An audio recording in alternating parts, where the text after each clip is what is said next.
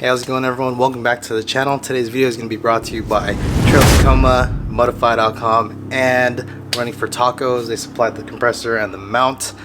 Shout outs to them for making this happen. Super excited for this. I've been wanting this compressor since pretty much day one. Yeah, we're just going to do a big overview of this video. I was thinking about doing an install video, but if you go on YouTube, there's already so many of them. I think you guys need an overview video more than another install video. But if you guys are interested in a full install video, I'm going to be doing a whole write-up on Trail Tacoma, so stay tuned for that. That'll be up on Trail Tacoma shortly. I'm going to show you guys how I mounted the system, how I wired it, how I routed all of the plumbing, because I did a bunch of extra plumbing work on this. I'm going to be going over some of the optional stuff that I did do, and then we're going to go into some testing. I'm going to show you how fast it airs up from 20 psi to 36 psi. Those are kind of the PSIs I run normally when I'm off-road and on-road. I'm going to show you how it links up to my DIY hose system. And then closer to the end of the video, we'll do a price breakdown, we'll do some pros and cons, and then I'll do a full info dump, give you guys all the information you need to know about the ARB Twin, and I'll give you guys my final thoughts. Is this $1,000 setup worth your money? So getting to the walk around, we have the ARB Twin compressor here, mounted on the Running for Tacos behind the grill mount. I like this mount specifically because if you have a Tacoma, you already know there's zero space in the engine bay. You can mount it here, but there's a couple issues mounting this here. So one would be it's taking up this area if you want to run a second battery, and I eventually want to do that, so I didn't want to fill this area right here. Also, if you have the compressor in the engine bay, it gets hot in here, especially in California. I think last year we hit like 112 or something like that. So that sucks. It just sits in here, gets heat soaked, and then that's no bueno. So mounted on this side, I do know there's a mount that goes right above the fuse box, which isn't a bad option, but I already got a lot of stuff going on right here.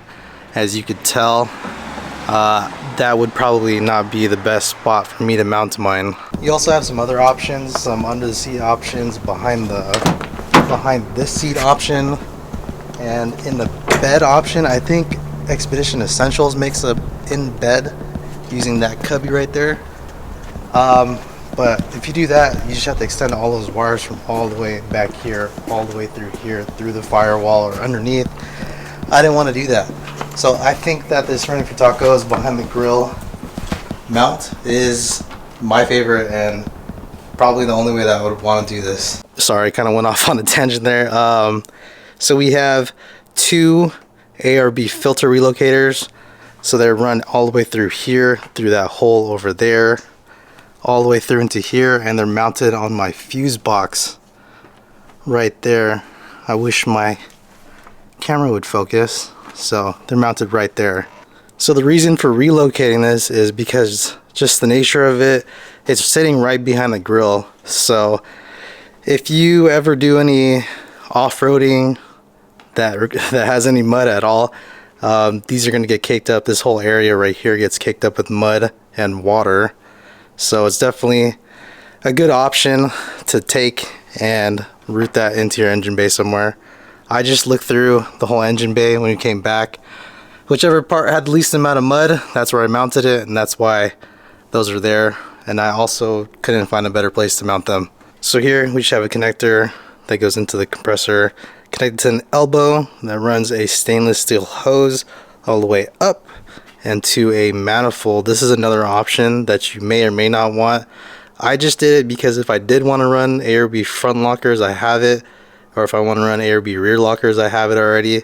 I just didn't want to have to do that again if I did want to move to that, and it was like a $60 option, so I just did it. It also puts the coupler in a perfect spot right about yay, so that's also why I went with it, because of this coupler positioning. And then yeah, we were just talking about the coupler, but this is just an ARB coupler, the standard one. Make sure you get the standard one. So I initially bought this coupler. This is the one that comes with the ARB coupler kit.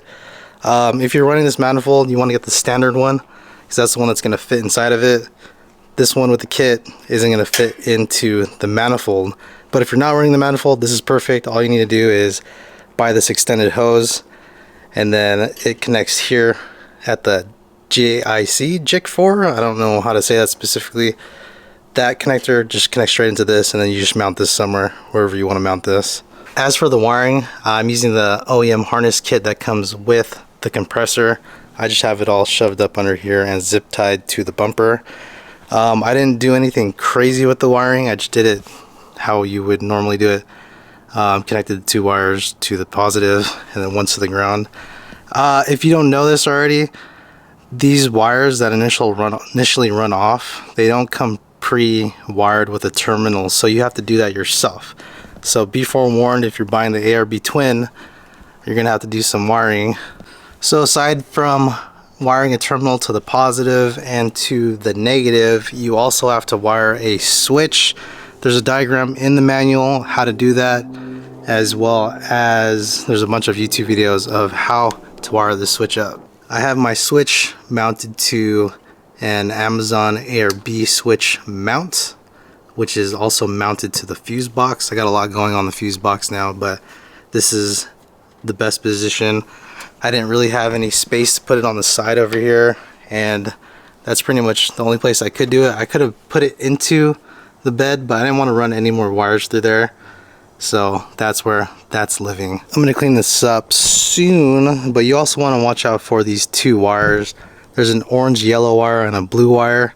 These have to be fed in through that little grommet that's in there all the way into the cab, and then they get fed up into this fuse box, and you just use a fuse tap to tap them in to the ignition and the dashboard illumination fuses. So really pay attention to these 2 wires. If you don't wire them, your switch won't work.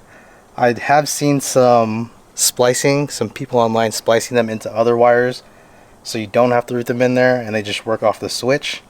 So right now the compressor only works with the rig on. If the truck isn't on, it won't work.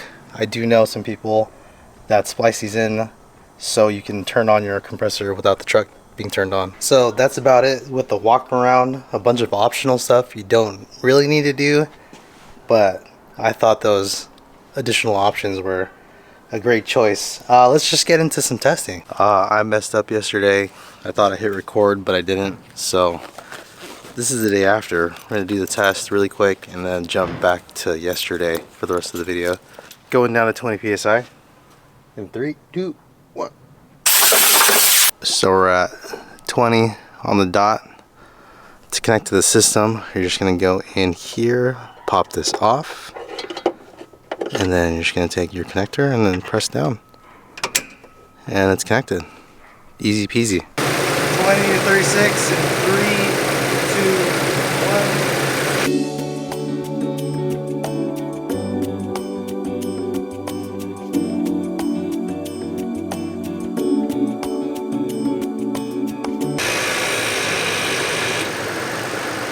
36.5. It'll equalize out. So we're at 36.2, 36.1, which is basically 36. It'll equalize out eventually. So we're just gonna hop back to yesterday for the rest of the video. Hopefully that was pretty quick. Kind of excited to see how fast that was. So this is gonna be the talking portion of the video, basically a floating head. This is how we're gonna be like for the rest of the video. If you want, you can go ahead and just put me in the background, just listen to my voice, and let's get into it. So first we're going to do a price breakdown of all the parts in this setup. The compressor by itself was $600. The manifold was $84. The stainless steel hose that goes from the compressor to the manifold was $37. The coupler was $27. The coupler cover, because it doesn't come with the cover, is $11. The switch bracket, the bracket that the switch sits on from Amazon, was $10. The ARB filter relocators were $55 each, so $110 total. The R4T behind the grill mount was $120, and then I added a little miscellaneous section that includes all the terminals, parts for the wiring, all the connectors, everything like that, tools. That came out to about like 40-50 bucks around that, which gives us a grand total of just over $1,000. So getting into some pros and cons, I'm a bad news first kind of guy, so I'm going to give you the cons first and then the pros. Good thing the cons list for me at least wasn't too long. It's only about 1 or 2 things. Biggest con and pretty much the only con is $600 for a compressor. At the end of the day, if you're not running lockers, you're spending $600 to air up your tires. Another con would be if you're new to this kind of thing, new to mounting, new to drilling, new to wiring, DIY in general, this project might be a little bit rough for you. There is some drilling, there is some plumbing if you're doing all this stuff, and there's also a lot of wiring. You have to add terminals, add connectors, tap into the fuse box. Yeah, so if you're new to this kind of thing, it might be a little bit rough. So that's about it for the cons that I could think of. Not too many of them, just those 2 really for me. The DIY portion of it, if you don't know how to do that kind of stuff, you could always hand it off to someone, but they'll probably make you pay for it and it'll add to your price point. The price point for the air compressor is rough. 600 bucks is a lot of money, and there's a lot of other options out on the market for you if you're just airing up your tires. So getting into some pros, the pros definitely outweigh the cons. I think my pros list is 4 times the size of my cons list, and this is when I have to read off my phone because there's a lot of information. So this is where the info dump is, so strap in. There's a lot of information that's about to be thrown at you. So starting off, it's fast and reliable. You know, you saw the test, how fast it did all 4 tires. It did it super quick, and it's also doing it very reliably. So with my MaxiTrack, you guys know I used to run a MaxiTrack Twin. It was a little bit over 100 bucks. Stupid fast. It would do all my tires in 3 minutes, but it's already dead. It died in less than a year, so there's definitely some quality issues with that. So 600 bucks. It's a little bit slower, but it will outlast almost any compressor you can find. I know a few guys that are running this compressor setup, and they've had it for just about 3 years with 0 issues.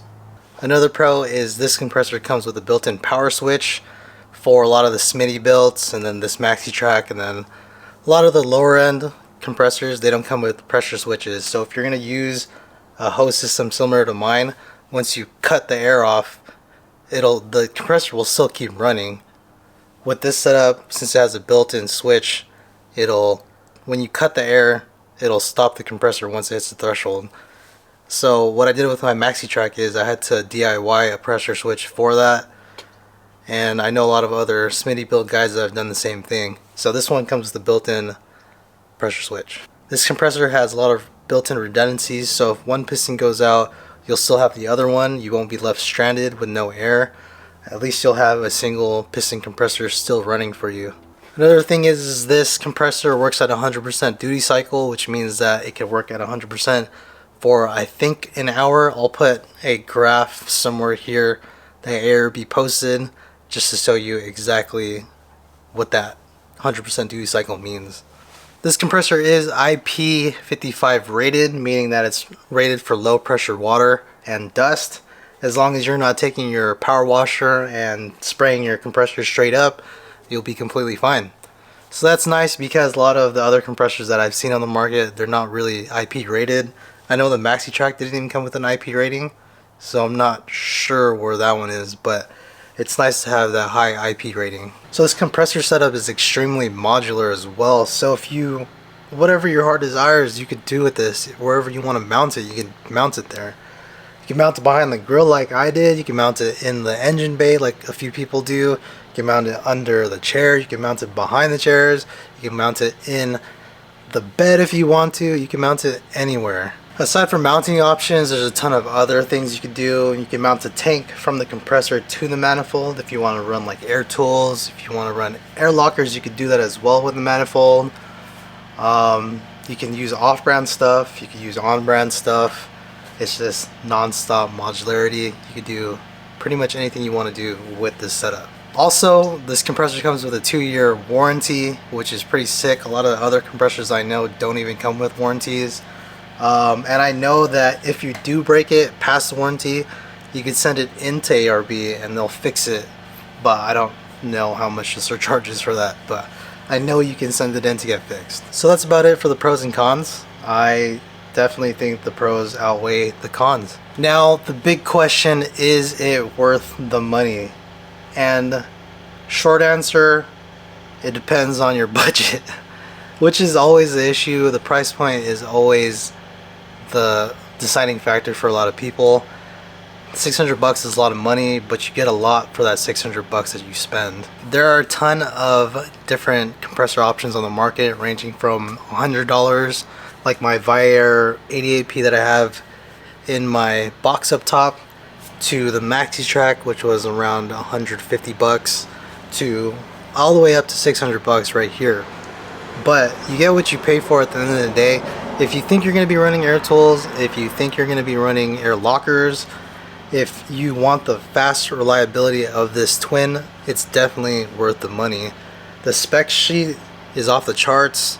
If you look at the specs compared to other compressors, there's just no comparison. So to answer the question, is it worth the money? I would definitely say so, as long as it's in your budget. If you guys have any comments, questions, or concern regarding this setup, let me know down in the comment section. I will get back to you guys as soon as I can. And if you guys like this setup, like where it's going, and like me, hit that like button, it always helps.